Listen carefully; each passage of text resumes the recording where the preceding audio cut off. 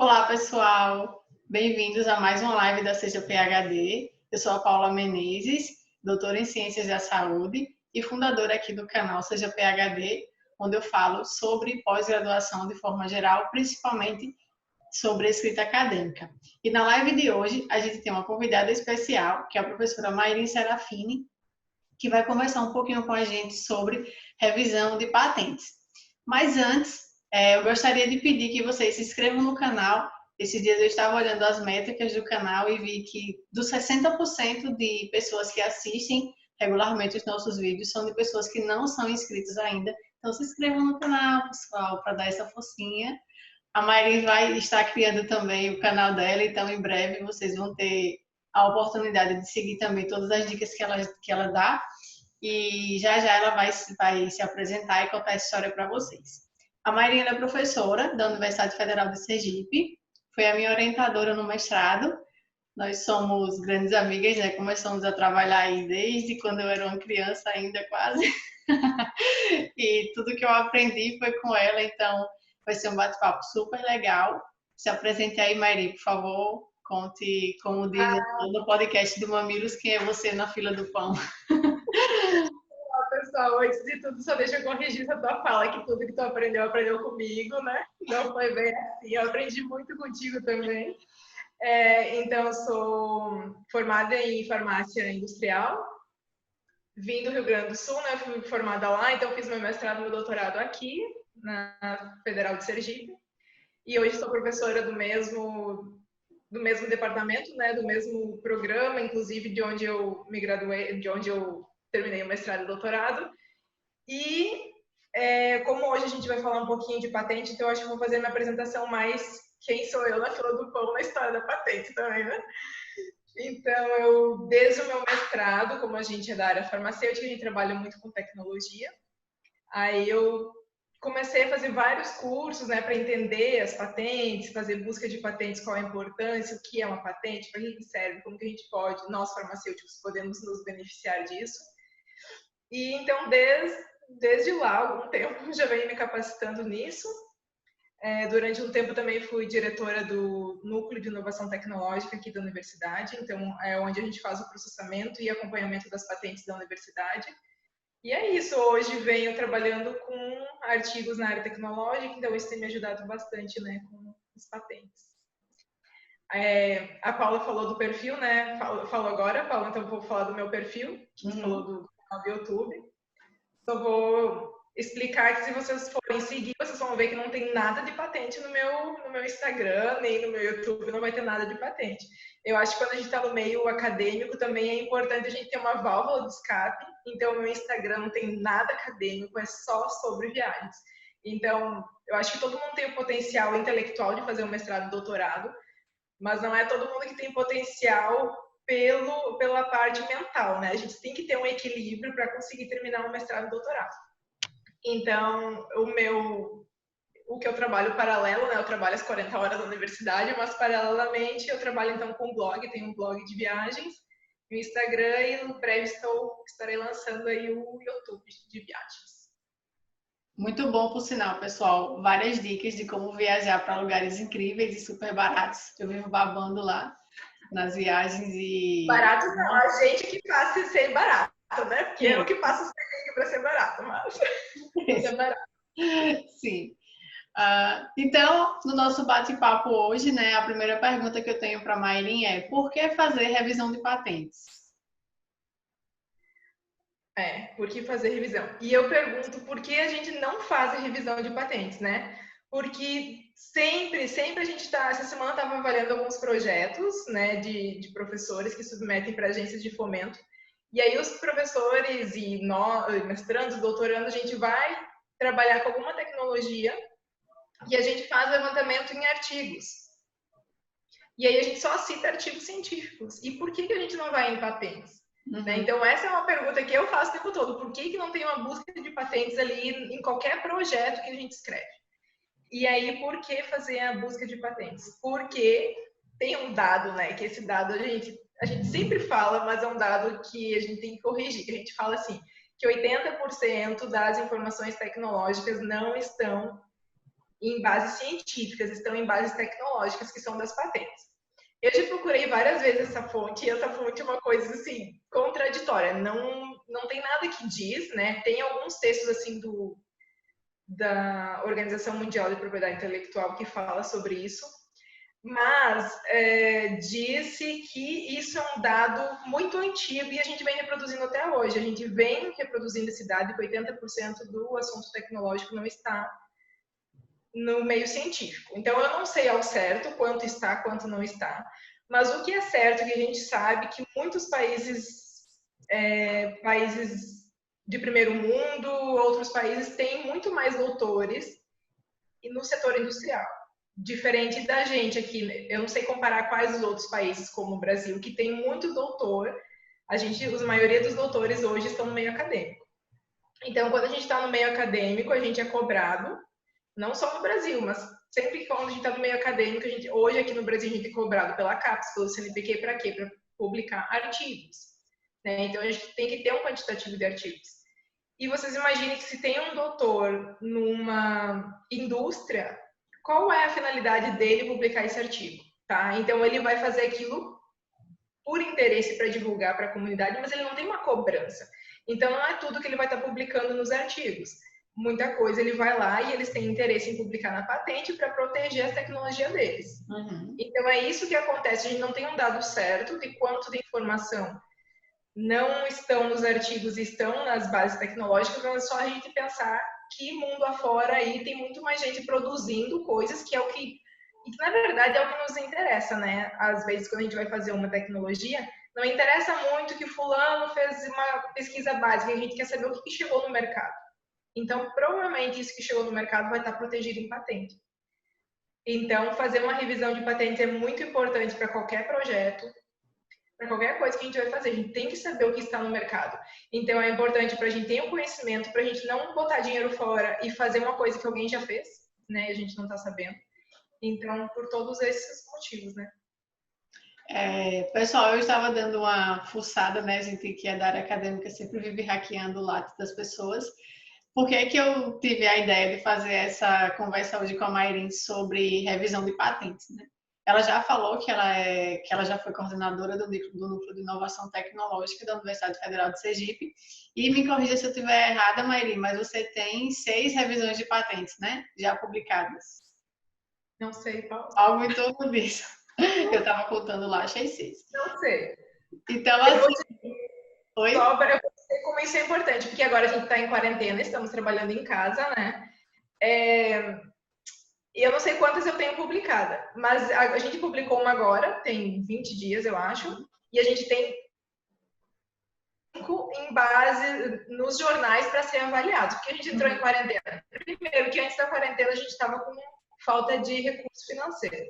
Então, o que a gente faz sem recurso financeiro, né? Porque a gente sabe que para ter animal, a gente tem que ter dinheiro, tem que ter logística para ter reagentes para todos os...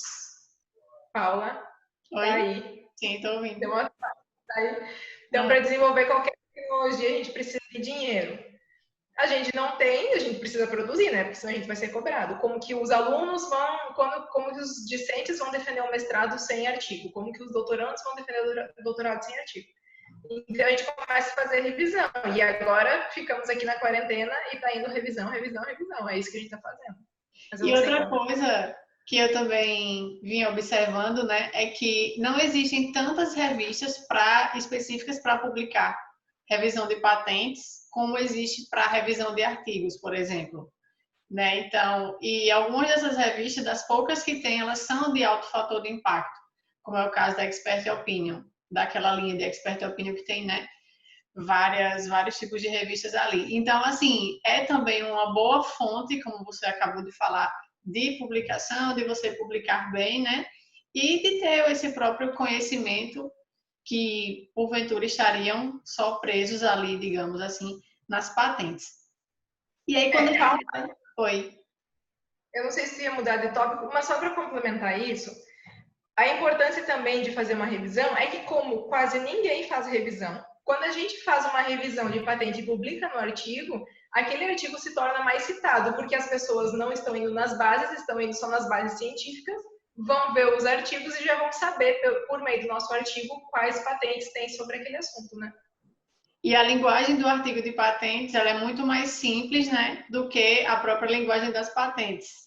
Então, para entender também, é muito mais simples de você entender o assunto ao ler uma revisão do que você ir lá e ler as patentes. Pelo menos essa é uma coisa assim que eu sempre observo, que das vezes que eu já escrevi também revisão de patentes, eu lembro quanto era doído ler aquelas patentes com tantos termos, né, técnicos, e parece que a escrita ela é bem escondida assim, as coisas, até pelo segredo que tem envolvido.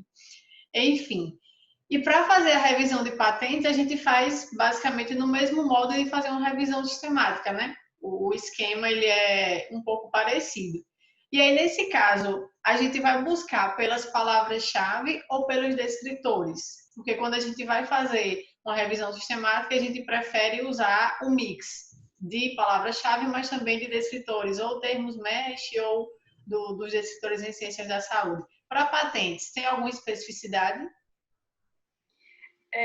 Porque a revisão de artigo, a gente já tem protocolos que a gente tem que seguir, né? Quando a gente submete uma revisão de artigo, a gente diz, ó, seguir metodologia Prisma ou seguir outra metodologia. Patente não tem nenhum protocolo, até porque, como tu falou, tem poucas revistas, né, que trabalham com isso, às vezes ainda é uma novidade, né, escrever revisão, e daí não tem um protocolo.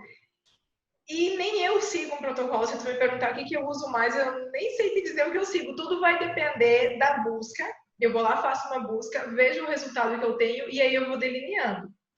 Mas é porque a gente não tem, né, os termos, os descritores para as patentes. Então a gente usa mais palavras-chave. E uma coisa que é muito boa nas patentes, que na verdade algumas buscas que eu faço eu não uso nem as palavras-chave. Eu uso a classificação das patentes, né? Que graças a Deus tem isso. Por quê?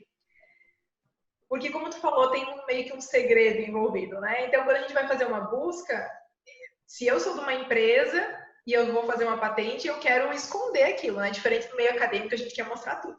A empresa, eles querem esconder o que eles estão fazendo. Porque eles sabem que, mesmo que a tecnologia deles esteja protegida, alguém pode vir lá e otimizar aquilo, né? Então, eles querem proteger. Por isso, a gente não encontra muita coisa com palavra-chave. Se a gente olhar as patentes na área farmacêutica, assim, ó, tem zilhões de patentes que o título é formulação farmacêutica, né? Um título, assim, muito amplo, formulação farmacêutica, porque eles querem esconder. Então, às vezes, a gente nem acha pela palavra-chave, mesmo que a gente queira, a gente só vai achar por essa classificação, que é a Organização Mundial de Propriedade Intelectual, que define, quando eu submeto uma patente, né, para o órgão que vai que vai protocolar essa minha patente, tem uma logística definida pela Organização Mundial da Propriedade Intelectual, então, que tem uma classificação. Então, eles que definem em qual classificação a minha patente vai entrar. Então, por exemplo, eu, Paula, né, a gente trabalha com a área de tecnologia farmacêutica com produtos naturais. Então, essa classificação tem um númerozinho que a gente sabe que todas as nossas patentes vão ter essa classificação, que são dadas por eles. Então, graças a Deus, a gente pode entrar lá pela classificação também e procurar as patentes dessa área. Então, facilita, né? Isso. E das bases, tem um número assim que você considera melhor? Quais bases seriam as melhores para a gente pesquisar e fazer uma revisão? Na verdade, tem muitas bases que são bem complexas de se utilizar, que tem muitos dados, que esses órgãos, por exemplo, no Brasil é o INPI, né? Instituto Nacional da Propriedade Intelectual. O INPI, quando eles vão avaliar as patentes que a gente manda para eles usam programas que são pagos, né? Essas bases de dados pagas, então eles têm acesso a muito mais patentes que a gente. A gente tem que recorrer às bases gratuitas, que as mais utilizadas são a do próprio INPI, mas a gente não usa, né, muito nas nossas revisões, porque é bem dizer as patentes que são do Brasil. Aí tem a base da própria Organização Mundial de Propriedade Intelectual, que é o WIPO. Ela tem muitas patentes que são depositadas por um tratado, né, que muita gente diz que são patentes mundiais, na verdade não são. É um tratado de cooperação de patentes, e quando eu faço por esse tratado, eu englobo vários países, mas não é uma patente mundial. Ela vai englobar alguns países que eu vou escolher, tá? Então, tem essa base da WIPO, tem a base dos Estados Unidos, e aí a que eu mais uso hoje é o SpaceNet, né? Então, todas essas que eu tô falando são as bases free, e o SpaceNet dá, além de ser gratuito, ele tem lá dentro desse banco, ele puxa o SpaceNet do escritório europeu. Ele puxa patentes de todos não, mas de mais de 100 países, né? Então, patentes do Brasil vão aparecer lá dentro do SpaceNet. Então, hoje, o que eu considero é o melhor é o SpaceNet e o Darent, que é a da CAPES, né? Eu não sei se eu posso dizer que é da CAPES, mas quando a gente entra pelo portal, pelo periódico CAPES, usa lá. Eu não sei porquê, mas eu prefiro usar o SpaceNet, que eu acho que os números do Darent é meio que parecido com o do SpaceNet, embora o SpaceNet tenha um pouquinho mais. Mas eu me acostumei a usar mais lá. O bom é a gente fazer uma associação, né? Que às vezes aparece numa, não aparece no outro.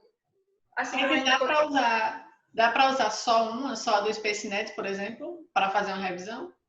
não se deve, né? Que nem quando a gente faz com artigos, a gente faz várias bases. Mas em alguns assuntos vem um número muito grande de patentes, tá? Então agora a gente estava fazendo umas seleções aí de patentes, estava vindo assim mais de 10 mil patentes e às vezes fica meio inviável a gente trabalhar com esse número no SpaceNet e ainda querer pegar nos outros, porque a maioria vai ser duplicada. Então as que tem no SpaceNet também vão ter nos outros e aí fica muito complexo.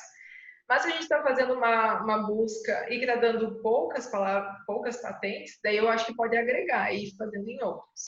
Por exemplo, caso a caso, não tem regra, né? Tudo é um caso. Por exemplo, se eu quero fazer um levantamento de plantas medicinais, digamos assim.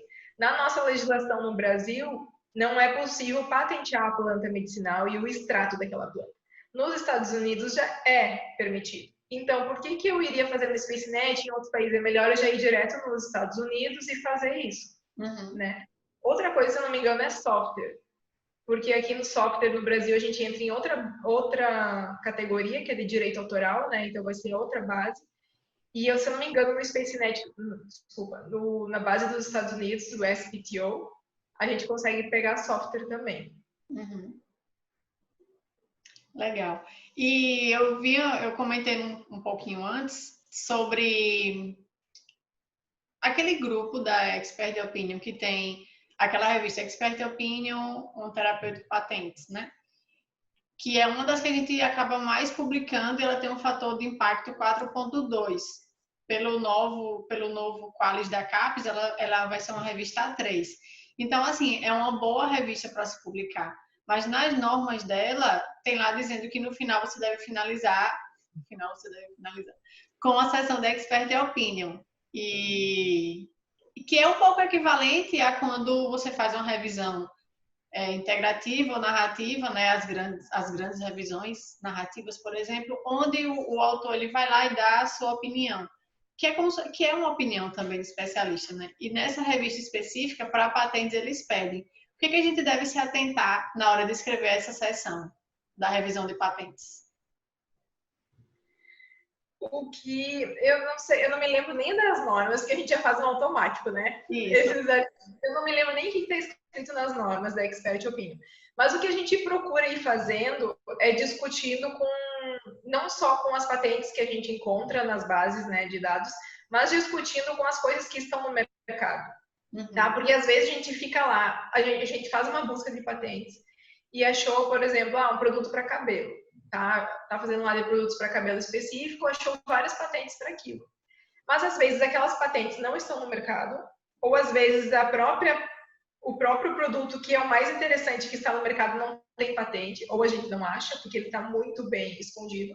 Então eu acho que é sempre bom a gente correlacionar com o que se usa, né, como se diz assim, na vida real, no dia a dia da gente, o que tem, né, de medicamento, o que tem de coisas no mercado. Então, acho que a gente acaba discutindo mais nesse sentido, assim, né? Do que tem fora também. Tanto no meio científico quanto no mercado, né? Na indústria. Sim. E, né, no fazer, digamos assim, uma revisão de patentes de forma geral, de todas as etapas, o que é que você considera mais difícil? A mais difícil é que nada tem um protocolo, né? Por exemplo, eu posso Vou fingir que tu me perguntou qual que é a parte mais importante, tá? Porque eu devo responder as duas. A parte mais importante é difícil. A parte que eu considero mais importante é quando a gente está fazendo o desenho da patente, tá? Porque eu já peguei várias, assim, do próprio grupo, né, nosso, que os alunos começam a fazer daquele jeito, e aí começa a analisar todas as patentes, discutem tudo. Quando chega para olhar, eu penso assim, mas por que tu não fez desse jeito a busca? Como a gente não tem um protocolo certo, né, não tem, assim, um padrão, tem que fazer a busca assim, assim, assim, aí, às vezes, a gente peca nessa parte da busca. Eu acho que é a mais importante a parte da busca. Por quê? Porque, às vezes, vai dar 1 zilhão de patentes, tá? Tu coloca lá, eu quero saber se tem um medicamento para câncer com produto natural. Aí vai aparecer 1 zilhão de patentes. Mas eu quero saber aquilo porque eu estou pensando no meu projeto de mestrado fazer uma patente com produto natural, mas o meu produto natural vai ser um monoterpeno. Então, é importante a gente ir delineando e conforme, tudo é conforme o nosso resultado. A gente faz, analisa, conforme aquilo a gente vai desenhando para outro modo. Então, essa parte eu acho a mais importante. Aí, feito isso, também vai depender. O que eu acho difícil é justamente a discussão, porque a gente vai ter que pegar as patentes, analisar as patentes, a gente tem o costume, que não é uma regra, a gente tem o costume de fazer uma tabela e para se organizar melhor, né? Uhum. Então a gente faz uma tabela e coloca assim, eu estou fazendo uma patente de medicamento tal. Eu quero saber os medicamentos para essa enfermidade aqui, quais as concentrações que se usa, quais medicamentos que se usa, mecanismo de ação, se isso aí foi testado em vivo, in vitro. Então a gente faz uma tabela para extrair esses dados. E muitas vezes a gente não acha, porque as patentes, assim como o artigo de revisão de patente não tem regra, a patente tem menos regra ainda. Uhum. Então, às vezes, a informação está lá, tu sabe que o cientista fez, às vezes ele está lá como exemplo, tu não sabe se ele está dando exemplo, se realmente ele fez aquilo. Uhum. Então, eu acho que o mais difícil é discutir. E antes, quando tu me perguntou, inclusive, da Expert Opinion, eu lembrei que como eu tô na quarentena, eu tô só assim, revisão de patente uma atrás da outra, várias. E aí tá tendo vários casos. Tem casos que tem muita patente, a gente não consegue discutir as patentes, então a gente vai lá e prefere fazer mais uma análise quantitativa e extrair as patentes que a gente acha interessante, ou às vezes não dá nada de patente. Bem importante falar também que eu já vi vários artigos nessa Expert Opinion que ele analisa 2 patentes. Vou fazer uma análise dessas 2 patentes. Ele faz, né, um relato sobre aquelas 2 patentes. Então, não tem uma regra. Uhum. Então, a gente tem que ir fluindo assim conforme as buscas vão aparecendo. Então, para mim, o mais difícil é isso, é a discussão. Porque a gente... Oi? Não, para mim é a discussão pelo fato de ser difícil extrair dados, né? Sim. Que é bem uma dificuldade também que eu senti quando eu fui fazer revisão de patentes. Para mim, a leitura era muito difícil. E aí cai bem nessa questão da discussão, né? Se a leitura é difícil, significa que fica mais difícil ainda de a gente compreender como transmitir isso na discussão. Então, é o formato mesmo do texto, o jeito que as patentes são escritas que trazem, mas que também é uma coisa que é já puxando para o lado das próprias patentes, que a gente também não pode escrever as patentes como se fosse escrever um artigo, né? É um texto totalmente diferente, envolve mesmo essa questão mais sigilosa e tal, então faz parte do processo, mas tudo é prática, a gente não nasce sabendo fazer nada. Então, à medida que se vai fazendo, né, a gente vai também pegando o jeito e essa dificuldade vai sendo superada. Paula, e já que tu falou isso, é realmente difícil. Eu acho que quando a gente não sabe, a gente tem que pedir ajuda, como em tudo, né? Porque quanto mais a gente estuda, mais a gente vê que a gente não sabe nada. Uhum. E aí me lembrou um fato também, para falar como é importante fazer isso, eu lembrei um fato de um amigo, de uma pequena empresa que eu conheci um empresário, né? Vamos cheio das redundâncias hoje. Conheci um empresário de Recife, por sinal, e ele tinha uma pequena empresa e queria lançar um produto. Ele já tinha contratado um escritório de patentes para fazer a busca de patente dele. E aí eles não estavam avançando na escrita, então ele me contratou para fazer a escrita da patente. Só que, claro, sempre quando a gente vai fazer um artigo científico, que a gente tem que fazer uma busca de outros, né? Uhum. Então, eu também tive que fazer a busca de patentes para escrever a patente dele. Quando fiz a busca, gente, eu achei vários produtos que era exatamente o que ele estava fazendo para o mesmo uso, com a mesma finalidade, tudo igual. E esse escritório não tinha achado as patentes, ele estava dando continuidade, gastando um monte de dinheiro. E isso inviabiliza que ele trabalhasse, né, que fosse produzir e comercializar aquilo, porque já estava protegido, inclusive no Brasil. Nossa. Então, é importante a gente fazer uma busca bem feita, né, e contratar assim, alguém que tenha conhecimento nisso, né? Sim, com certeza. E que é uma área até que as pessoas podem se especializar, né? Eu lembro que quando eu fazia iniciação científica e você fazia doutorado, você sempre estava se especializando, fazia tudo que era curso de patentes que tinha. E eu nunca vi ninguém, já rodei um pouco, né? Já fui para o exterior, já fui para o sul, nunca vi ninguém com essa habilidade que você tem. Então, você realmente é a pessoa que eu conheço que mais tem essa vertente mesmo e que isso deve se propagar até para outras pessoas. Agora a gente está numa fase das pessoas se reinventarem, como você falou. Se a gente se especializa em uma coisa, a gente é muito bom naquilo, isso pode ser até, quem sabe, uma empresa muito melhor do que essas que já tem, né? Que às vezes nem conseguem encontrar porque não tem tanta especialidade em fazer a busca. Então, até nisso, uma revisão de patentes pode ajudar, né? Na especialização, não só pensando em fins acadêmicos, mas quem sabe? Agora a gente tem que se reinventar, tem que criar novas possibilidades. Então, fica aí a dica. Exato. E eu acho que é sempre importante a gente fazer uma revisão, né, de patentes para isso. Como tu falou que tu foi para fora, para outros países, eu também voltei recentemente do pós-doc na Austrália.